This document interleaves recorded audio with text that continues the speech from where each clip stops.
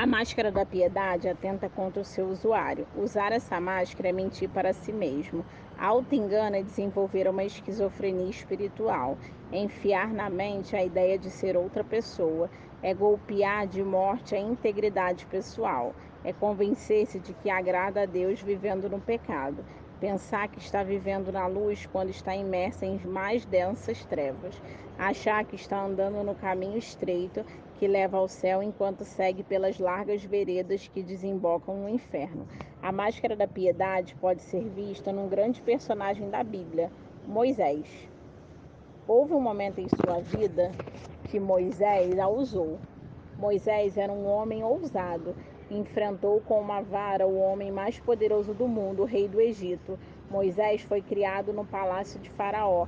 Foi educado como príncipe. Era um homem culto, de cultura invulgar e de personalidade prismática, mas quis libertar seu povo do cativeiro usando violência. Quis fazer a coisa certa da forma errada. A valentia foi substituída pelo medo e ele fugiu para o deserto. Durante 40 anos viveu nas montanhas do Sinai cuidando de ovelhas. Saiu do palácio para o deserto. Deixou os tapetes aveludados dos palácios para pisar nas paredes e areias escaldantes das montanhas escarpadas do Sinai. Trocou a erudição das ciências do Egito pelas agruras do campo, enfrentando o calor sufocante do dia e o frio gélido das noites no deserto. Deixou as glórias do Egito para abraçar o anonimato da vida pastoril. Desistiu dos sonhos de ser o libertador do seu povo para ser pastor de ovelhas. Embora Moisés tivesse desistido de seus sonhos, Deus não havia desistido de Moisés. O deserto não era a estrada da fuga, mas um campo de treinamento. Moisés passara 40 anos nas universidades do Egito aprendendo a ser alguém. Tornou-se um homem culto, poderoso em palavras e versado em todas as ciências egípcias. Passara outros 40 anos no deserto aprendendo a ser ninguém.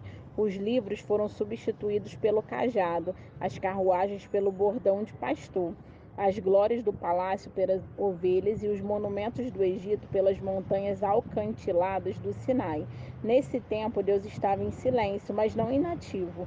Moisés tinha se esquecido dos gemidos do povo, mas Deus estava atento ao clamor dos aflitos. Moisés tinha virado a página do seu passado e desistido de ver o povo liberto, mas Deus mantinha o seu olhar atento em Moisés enquanto na aflição de seu povo.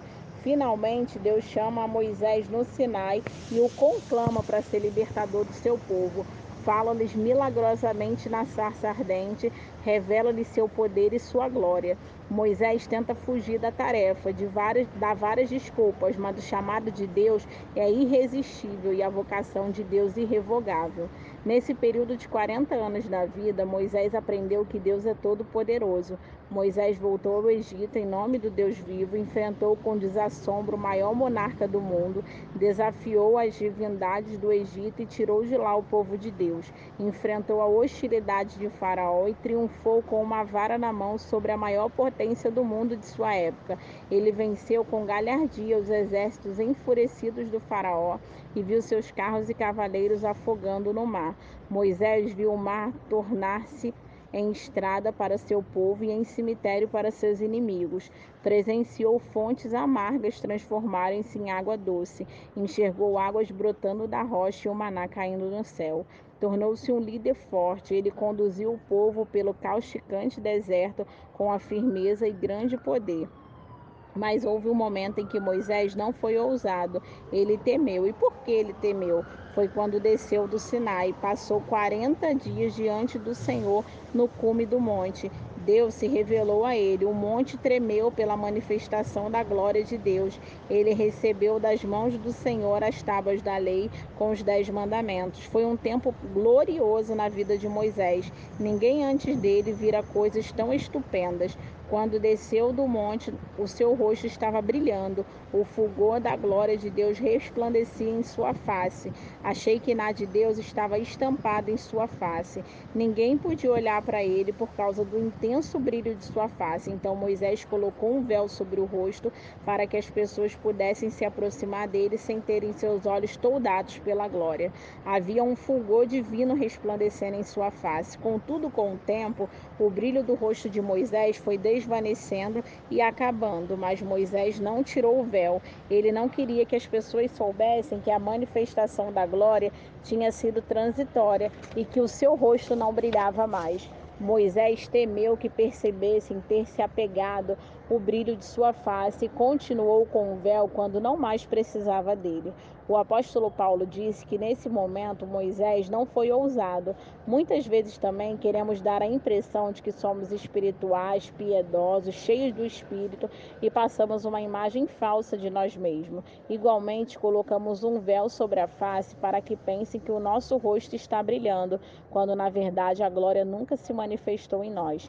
Queremos impressionar as pessoas, queremos que os outros pensem que a Shekinah de Deus está sobre nós e usamos as máscaras da piedade.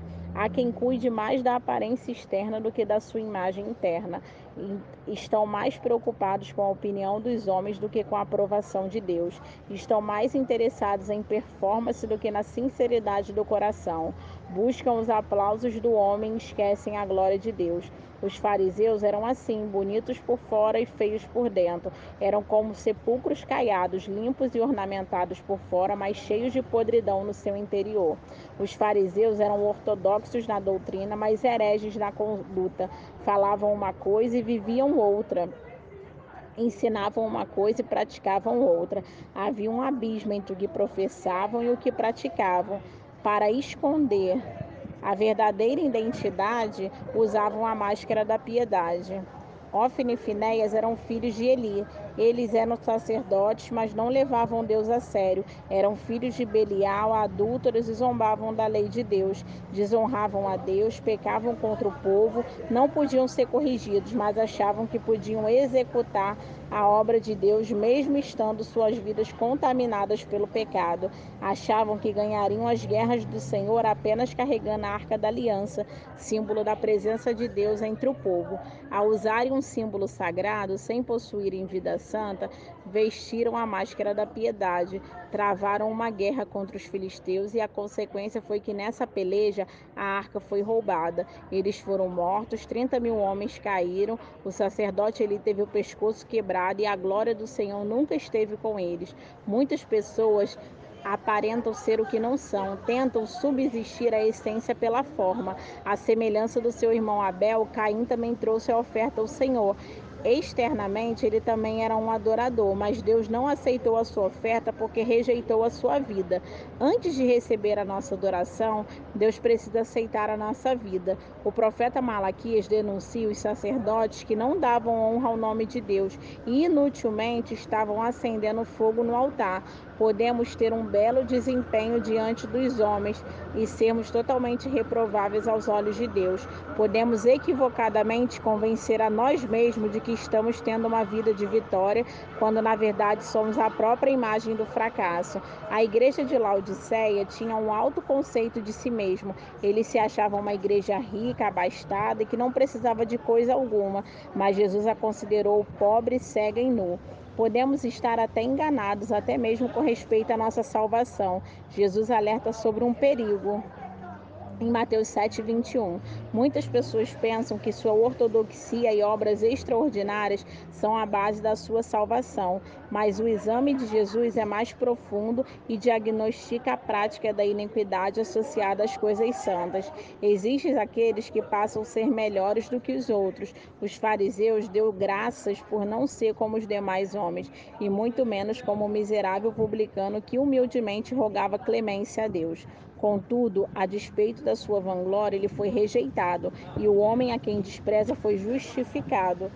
Vemos vamos passar a página, vemos muita gente trajando a máscara da piedade. Exibem um discurso espiritual, mas uma vida medonha. São investigadores da vida alheia que apontam para o cisco no olho dos outros e enxergam a trave que está atrás dos seus olhos. São pessoas intolerantes com o demais, mas relaxadas consigo mesmo. Apontam sem caridade os pecados dos outros e fazem vista grossa dos seus pecados. São rigorosas no combate do pecado em público, mas amantes e praticantes deles em segredo. São hipócritas que se escondem detrás das grossas máscaras da piedade.